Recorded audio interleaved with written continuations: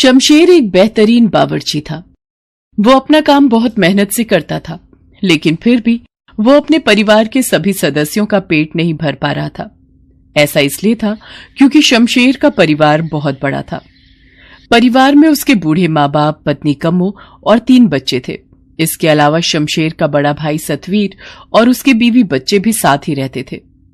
घर में कमाने वाला अकेला शमशेर ही था, क्योंकि शमशेर के पिता अपनी बीमारी के चलते बिस्तर पर थे और बड़ा भाई सतवीर 1 नंबर का निकम्मा था। भैया उठो, चलो मेरे साथ। सुना है नुक्कड़ वाले ढाबे में रसोइये की जगह खाली है।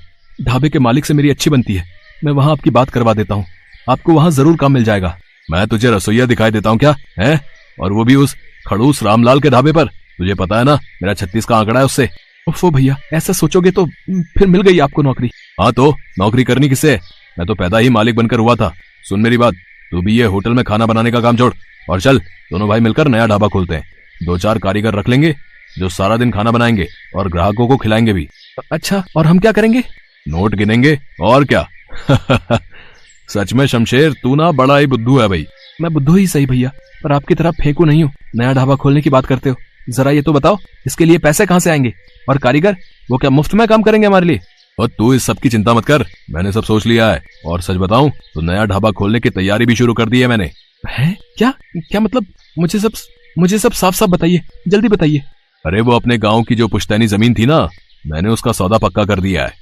अगले हफ्ते तक पूरे पैसे मिल जाएंगे। उसके बाद कागजी कार्रवाई, बस फिर समझ ले कि खुल गया अपना ढाबा। हाय रब्बा, ये क्या कर दिया भैया? ले दे के एक वही जमीन तो थी अपने पास और आपने उसे भी बेच दिया। कम से कम एक बार मुझसे तो पूछ लेते। ओए तू चुप कर, ये मत भूल कि बड़ा भाई हूं मैं। पुश्तैनी जमीन का क्या करना है और क्या नहीं, ये मैं तय करूंगा, तू नहीं, समझा? और हाँ, एक बात और सुन ले, नए ढाबे में हिस्सेदारी चाहिए तो चुपचाप मेरी मदद करने आ जाइयो, वरना एक फूटी कौड़ी नहीं मिलेगी तुझे, याद रख। सतवीर ने शमशेर के सामने कोई रास्ता नहीं छोड़ा। मजबूर होकर उसे सतवीर की बात माननी ही पड़ी और कुछ ही दिनों के अंदर दोनों भाइयों ने मिलकर नया ढाबा खोल लिया। हालांकि जमीन बेचकर सिर्फ ढाबा ही शुरू हो पाया। कारीगरों को नौकरी पर रखने लायक पैसे अब भी नहीं थे। भैया कोई बात नहीं, हम मिलकर खाना बनाएंगे, आप देखना अपना ढाबा बहुत अच्छा चलेगा। लेकिन दोनों अगर खाना बनाने में ही लग जाएंगे तो गल्ला कौन संभालेगा? तू अंदर का काम संभाल और मैं गल्ला संभालता हूँ। और ऐसा कर, कम्मो को भी बुला ले घर से, मेरी मदद कर देगी। शमशेर ने सतवीर को कुछ नहीं कहा और चुपचाप खाना बनाने लगा। उसकी पत्नी कम्मो और उसके बच्चे भी उसकी मदद करने लगे। जैसा कि शमशेर ने कहा था, उसने बड़े ही प्यार से खाना बनाया और अपने ग्राहकों को परोसा। खाने का स्वाद और शमशेर का अच्छा बर्ताव लोगों को बहुत पसंद आ रहा था। भाई वाह, मान गए भैया, मान गए। खाना तो वाकई बहुत बढ़िया है, कहीं कोई कमी नहीं है और बहुत ही बढ़िया। अब से जब भी यहाँ से गुजरेंगे खाना आपके हाथों का ही खाएंगे। Bye God. जी, आपका हमेशा स्वागत है। बहुत ही कम समय में ढाबा बढ़िया चलने लगा। हालांकि इसके पीछे सिर्फ शमशेर की ही मेहनत थी। उसका बड़ा भाई सतवीर तो सारा दिन गल्ले पर बैठा सुस्ताता रहता था। शमशेर को ये सब खलता जरूर था, लेकिन उसने लड़ाई के डर से कभी कुछ नहीं कहा। फिर एक दिन, ए शमशेर, चल भाई काम समेट ले, अब ढाबा बंद करते हैं। नहीं भैया, अभी ज्यादा अंधेरा नहीं हुआ है। शहर से आखिरी बस आने ही वाली होगी। वो बस सीधे दिल्ली से आती है, तो उसमें कई सवारियां होंगी, तो उन्हें खिलाकर ही चलेंगे। क्या बकवास कर रहा है, मुझे तो बहुत नींद आ रही है। तो ऐसा कर, मुझे घर के लिए खाना बांध कर दे दे, मैं तो जा रहा हूँ, तू आते रहना जब आना हो। शमशेर ऐसा ही करता है। सतवीर खाना लेकर घर चला जाता है। फिर थोड़ी देर में दिल्ली से आने वाली वो आखिरी बस ढाबे पर आकर रुकती है, जिसका असल में शमशेर इंतजार कर रहा था। बस से उतरकर काफी ग्राहक ढाबे पर खाना खाते हैं और फिर वापस बस में चढ़ जाते हैं। उनके जाते ही शमशेर ढाबा बंद करने लगता है। तभी एक बाबा अपने 2 चेलों के साथ शमशेर के पास आते हैं और उससे कहते हैं, बेटा कुछ खिला दे हम भूखों को, भगवान तुझे इसका इनाम जरूर देगा। बाबा को देखकर साफ पता चल रहा था कि उनके पास खाने के बदले देने के लिए पैसे नहीं हैं, लेकिन फिर भी शमशेर ने उन्हें खाना खिलाने का फैसला किया। उसने जैसे ही खाना परोसने के लिए बर्तन खोला तो देखा कि खाना तो बहुत कम ही बचा था। अरे ये तो बस कम्मो और बच्चों के लायक ही है, लेकिन बाबा इन्हें भी तो भूखा नहीं छोड़ सकता। काफी सोचने और समझने के बाद आखिरकार शमशेर तय कर लेता है कि वो बूढ़े बाबा और उनके दोनों चेलों का पेट भरेगा, अपने परिवार का नहीं। वो खाना परोसकर उन बूढ़े बाबा को दे देता है। तभी कम्मो वहां आ जाती है और खाने के बर्तन को पूरा खाली देखकर शमशेर से कहती है, ये क्या किया आपने? थोड़ा सा भी खाना नहीं बचाया। आप और मैं तो रह लेंगे बिना खाए, पर बच्चे वो कैसे रहेंगे भूखे? अब कोई बात नहीं कमो, भैया ढाबे से खाना लेकर गए थे, कुछ तो बचा होगा, घर जाकर वही खिला देना बच्चों को। कैसी बातें करते हो जी, घर पर इतने लोग हैं खाने वाले, तो क्या आपको लगता है खाना बचा होगा? अब क्या करेंगे जी, बच्चे शाम से भूखे हैं, उन्हें क्या कहूं मैं। कमो की बात सुनकर शमशेर को एहसास हुआ कि उससे वाकई गलती हो गई। उसे सारा खाना इस तरह खत्म नहीं करना चाहिए था, पर अब वो कुछ नहीं कर सकता था। फिर से कुछ पकाने के लिए राशन नहीं था और रात भी हो चुकी थी, इसलिए बाजार से राशन लाना भी मुमकिन नहीं था। अपने बच्चों के भूखे चेहरों के बारे में सोचकर शमशेर की आंखों में आंसू आ गए। पास ही बैठे बूढ़े बाबा शमशेर का दिया हुआ खाना खाते हुए सब कुछ सुन और देख रहे थे। खाना खत्म करने के बाद वो शमशेर के पास गए और उससे बोले, जुग जुग जियो बेटा, उदास मत हो, तुम्हें अपनी नेकी का इनाम जरूर मिलेगा। इतना कहकर बाबा ने शमशेर के खाना पकाने वाले बर्तन पर अपना हाथ रखा और कुछ मंत्र पढ़ने लगे। फिर उन्होंने शमशेर से उस बर्तन पर हाथ रखने को कहा। शमशेर को कुछ समझ नहीं आ रहा था, लेकिन फिर भी उसने बर्तन पर हाथ रख दिया। इसके बाद, जब तुमने इतनों का पेट भरा है तो तुम्हारे बच्चे भूखे कैसे रह सकते हैं, इस बर्तन को खोलो। बाबा के कहने पर शमशेर ने जैसे ही बर्तन के ऊपर का ढक्कन हटाया तो उसे अपनी आंखों पर विश्वास नहीं हुआ। बर्तन खाने से पूरी तरह भरा हुआ था। बाबा, ये कैसा चमत्कार है? नहीं, ये चमत्कार नहीं बल्कि आशीर्वाद है तुम्हारे लिए। अब से ये बर्तन हमेशा तुम्हारा कहा मानेगा। तुम इस पर हाथ रखोगे तो ये खुद ब खुद खाने से भर जाएगा, और जब तक तुम इसके ऊपर फिर से हाथ रखकर इसे रुकने को नहीं कहोगे, इसके अंदर का खाना कभी खत्म नहीं होगा। बहुत बहुत शुक्रिया बाबा, आप नहीं जानते आपने कितनी बड़ी मदद की है मेरी। मदद तो तुम करते आए हो, मैंने देखा तुमने उस बस से उतरे मेरे जैसे कई लोगों को मुफ्त में खाना खिलाया, जिनके पास तुम्हें देने के लिए पैसे नहीं थे, बावजूद इसके कि खुद तुम्हारा परिवार भूखा था। बस इसी तरह हमेशा जरूरतमंदों की मदद करते रहना बेटा, और ये जादुई बर्तन हमेशा तुम्हारा साथ देता रहेगा। पर हां, याद रहे, अगर कभी मन को लालच घेरे या फिर किसी को धोखा दिया तो ये बर्तन कभी तुम्हारा साथ नहीं देगा। जी बाबा जी, मैं समझ गया कि मुझे अब क्या करना है। शमशेर को आशीर्वाद देकर वो बाबा अपने चेलों के साथ वहां से चले गए। वास्तव में उस जादुई बर्तन ने शमशेर की जिंदगी बदल दी। अब उसे सारा दिन भट्टी के सामने खाना पकाने की जरूरत नहीं थी। उसके हाथ रखते ही वो बर्तन लजीज खाने से भर जाता था, और जब तक शमशेर उसके ऊपर वापस से हाथ रखकर रुकने को ना कहे, खाना खत्म ही नहीं होता था। शमशेर हर रोज सबसे पहले अपने सभी ग्राहकों को भरपेट खाना खिलाता और फिर हर रोज शाम के वक्त कई गरीबों को मुफ्त में खाना खिलाता था। लेकिन ऐसा तब तक ही चल सका जब तक उस जादुई बर्तन के बारे में सतवीर को पता नहीं चला। अच्छा, तो ये बात है, इसे क्या लगा? ये नहीं बताएगा तो मुझे कुछ पता नहीं चलेगा। ये जादुई बर्तन इसके पास नहीं होना चाहिए। इस बेवकूफ को क्या पता इसका सही इस्तेमाल कैसे करना है। सतवीर ने बड़ी चालाकी से शमशेर को किसी काम के बहाने घर भेज दिया। शमशेर ने जाने से पहले बर्तन के ऊपर हाथ रखकर उसे रुकने का इशारा कर दिया था। फिर उसके वहां से जाते ही सतवीर ने सबसे पहले तो इस जादुई बर्तन को पूरी तरह खाली किया और फिर उसमें एक सोने का सिक्का डाल दिया। फिर उस बर्तन को बंद करके उसके ऊपर हाथ रख दिया। सतवीर को उम्मीद थी कि वो बर्तन खाने की तरह ही सोने के सिक्कों से भी भर जाएगा, लेकिन ये सिर्फ उसकी सोच थी। ये क्या? इसमें तो मेरा सिक्का भी नहीं है। ये तो धोखा है। शमशेर ने गुस्से में उस बर्तन को जमीन पर दे मारा, जिसके बाद उस बर्तन के टुकड़े टुकड़े हो गए। तब तक वहां शमशेर भी आ पहुंचा। बर्तन को टूटा हुआ देखकर वो सब कुछ समझ गया। शमशेर को गुस्सा तो बहुत आ रहा था, लेकिन फिर भी उसने सब्र से काम लिया। उसने सतवीर से कुछ नहीं कहा, बल्कि उसी वक्त उसने सतवीर से अलग होने का फैसला कर लिया। सतवीर ने उसे रोकने की बहुत कोशिश की, लेकिन इस बार शमशेर जिद पर अड़ गया। वो अपने बीवी बच्चों और माता पिता को लेकर सतवीर से अलग रहने लगा, और तब जाकर सतवीर को एहसास हुआ शमशेर की अहमियत का भी और मेहनती होने की जरूरत का भी।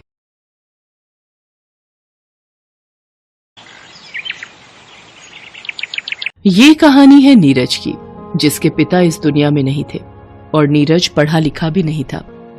इसीलिए वो एक ढाबा चलाकर अपना और अपनी माँ का गुजारा चला रहा था। नीरज की माँ लीला भी ढाबा चलाने में उसकी मदद किया करती थी। नीरज, चूल्हा जलाने को एक भी लकड़ी नहीं बची है, मैं खाना कैसे बनाऊं? परेशान मत हो माँ, मैं अभी जंगल जाता हूँ और ढेर सारी लकड़ियां काट कर ले आता हूँ। फिर दोनों मिलकर फटाफट खाना बना लेंगे। नीरज फौरन अपनी कुल्हाड़ी लेकर जंगल की तरफ चला गया। नीरज के ढाबे पर हर रोज गांव के कई लोग खाना खाने आते थे, लेकिन फिर भी नीरज की कमाई बहुत ज्यादा नहीं थी, क्योंकि गांव में कमाई से ज्यादा लागत थी। यही वजह थी कि उसे चूल्हा जलाने के लिए जंगल से लकड़ियां काट कर लानी पड़ती थी।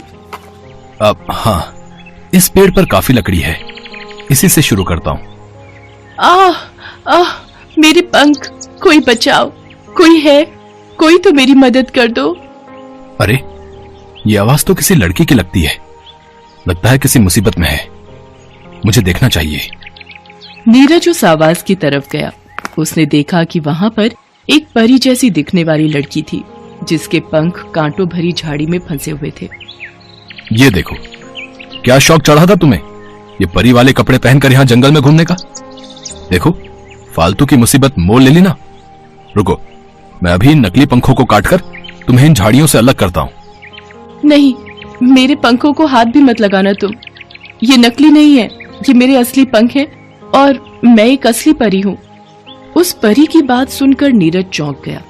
गौर से देखने पर उसे एहसास हुआ कि वो पंख वाकई असली थे, क्योंकि कांटों में फंसे होने की वजह से उनसे काफी खून बह रहा था।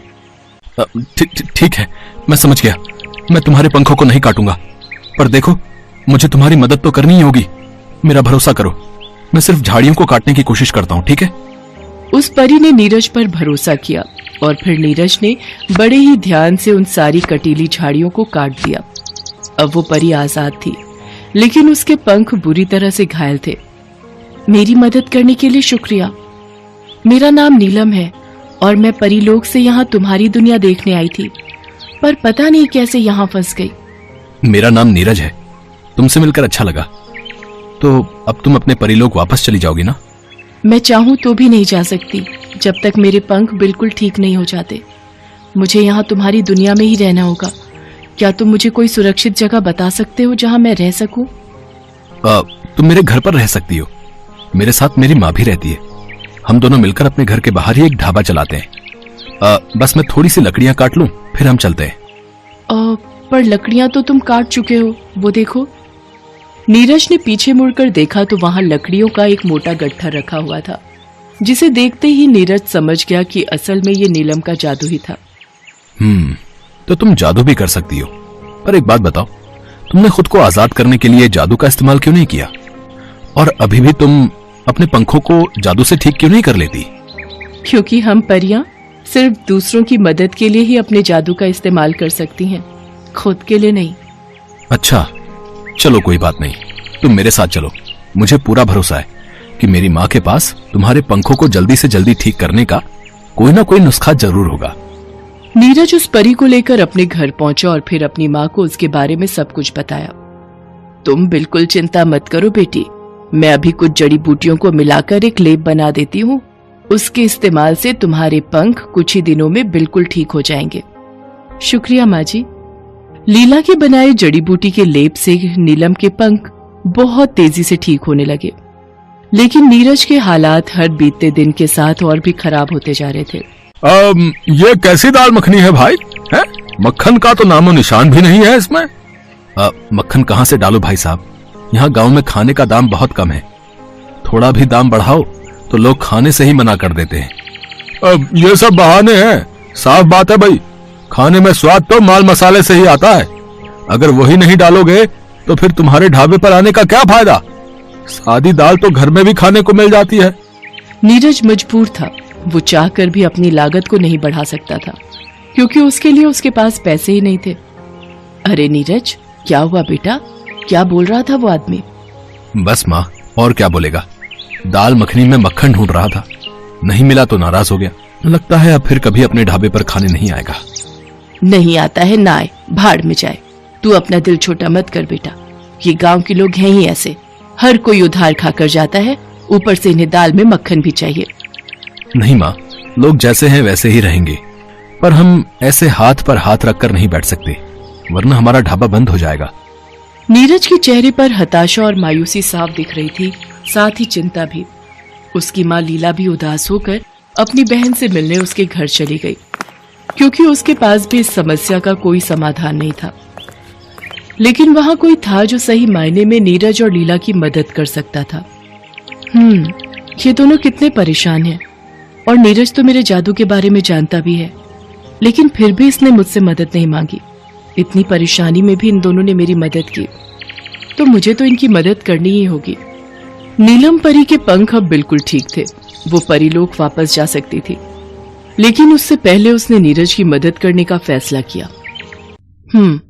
तो ये है वो दाल मखनी। ठीक है, तो ये गया इसमें ढेर सारा मक्खन। बस इतना काफी नहीं है, मुझे कुछ और भी करना चाहिए। नीलम परी ने उस दाल मखनी के बर्तन पर अपना जादू कर दिया और फिर वहां से चुपचाप वापस अपने परीलोक चली गई। फिर कुछ देर बाद, अरे भाई, कोई है क्या यहाँ? खाना मिलेगा क्या? हाँ, क्यों नहीं साहब, आइए बैठिए। दाल मखनी और रोटी बिल्कुल तैयार है, बस मैं अभी लेके आया। नीरज खाना लेने ढाबे के अंदर गया। उसने जैसे ही दाल निकालने के लिए भगोना खोला तो दाल के ऊपर ढेर सारे मक्खन को तैरता हुआ देखकर हैरान रह गया। ये इतना सारा मक्खन, लगता है माँ ने डाला होगा, पर वो इतना सारा मक्खन लाई कहां से? चलो बाद में पूछ लूंगा, फिलहाल खाना लेकर जाता हूं बाहर। नीरज खुशी खुशी वो ढेर सारे मक्खन वाली दाल मखनी और गर्मा गर्म रोटियां लेकर ग्राहक के पास गया, जिसे खाते ही ग्राहक का चेहरा खिल उठा। भाई वाह, है सच में मजा आ गया भाई। मैंने शहर से एक होटल की दाल मखनी खाई है, पर इतना मक्खन तो कोई भी नहीं डालता भाई। और तुम इतने कम दाम में इतना मक्खन डाल रहे हो, मानना पड़ेगा भाई, मानना पड़ेगा। और ये भी कहना पड़ेगा कि तुम्हारी दाल मखनी का स्वाद भी बहुत बढ़िया है। शुक्रिया साहब, मुझे खुशी है कि आपको मेरा खाना पसंद आया। ये बढ़िया है तो पसंद तो आनी ही है। मैं ऐसा करता हूँ, तुम्हारे पास और ग्राहक भेजता हूँ। मेरे साथ और भी लोग शहर से आए हैं। वो तालाब के पास जो फैक्ट्री का काम चल रहा है ना, हम सब उसी के सिलसिले में यहाँ आए हैं। मुझे उम्मीद है कि तुम्हारी ये दाल मखनी सभी को पसंद आएगी। हाँ, तुम तैयार रहो, मैं बस अभी भेजता हूँ उन्हें। और हाँ, उनके आने से पहले जरा दाम भी बढ़ा लो, स्वाद के हिसाब से खाने का दाम बहुत ही कम है यहाँ भैया। हाँ। इतना कहकर वो आदमी वहां से चला गया। जो कुछ हो रहा था, नीरज का उस पर विश्वास कर पाना बहुत मुश्किल था, लेकिन फिर भी उसने होश संभाला और फटाफट रसोई में जाकर काम में लग गया। ऐसा करता हूँ, फटाफट और रोटियां बना लेता हूँ, दाल तो शायद काफी होगी। नीरज ने ऐसा ही किया। कुछ ही देर में उसके ढाबे के बाहर ग्राहकों की भीड़ जमा हो गई। नीरज ने फटाफट सभी को दाल मखनी के साथ गर्मा गर्म रोटियां परोसी और सभी ने बड़े ही चाव से खाना खाया। सारा दिन यही सब चलता रहा, बावजूद इसके कि नीरज ने दाल मखनी का दाम पहले से ज्यादा कर दिया था। लोगों ने भरपेट खाया और उसका दाम भी चुकाया। फिर शाम के वक्त लीला जब वापस आई तो ढाबे का हाल देखकर चौंक गई। अरे नीरज, इतने सारे बर्तन, और मैंने बाहर देखा तूने दाल मखनी का दाम बढ़ा दिया है। नीरज लीला को सारी बात बताता है। ये तो बड़े कमाल की बात है, पर बेटा दाल मखनी में मक्खन मैंने तो नहीं डाला, तो फिर वो आया कहां से? ये बात तो मुझे भी परेशान कर रही माँ। खैर, ये सब बाद में सोचेंगे। अभी मुझे ये बता कि थोड़ी बहुत दाल बची है कि नहीं, वरना मैं जल्दी से कुछ और बना देती हूँ। बेचारी नीलम को भी तो भूख लगी होगी ना।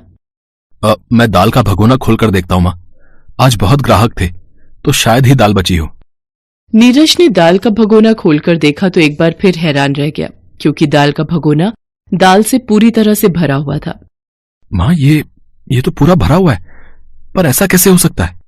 हैं? ये तो चमत्कार है बेटा। अब जा, जल्दी से जाकर नीलम को बुला ला, मैं गरम रोटियां बना रही हूँ, तुम दोनों साथ बैठकर खा लेना।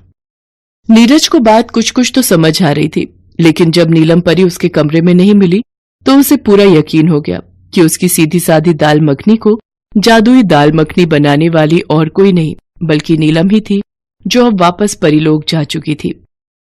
नीरज, क्या हुआ बेटा? नीलम कहाँ है? वहीं जहां उसे होना चाहिए माँ। चलो हम मिलकर दाल मखनी खाते हैं और सबको खिलाते हैं। अब ना तो नीरज को दाल मखनी बनाने के लिए कभी कोई लागत लगानी थी और ना ही हर रोज उसे खुद पकाना था, क्योंकि नीलम परी के जादू के असर से दाल मखनी का वो भगोना कभी खाली ही नहीं हुआ।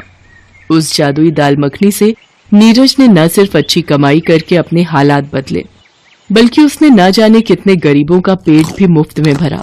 और ये देखकर सबसे ज्यादा खुश नीलम परी थी, जो परीलोक से हर वक्त बस नीरज को ही देखा करती थी। हेलो दोस्तों, कैसे हैं आप सब? हमारी कहानियाँ देखने के लिए हमारे चैनल को सब्सक्राइब कीजिए और हाँ, बेल आइकॉन पर क्लिक करना मत भूलिएगा।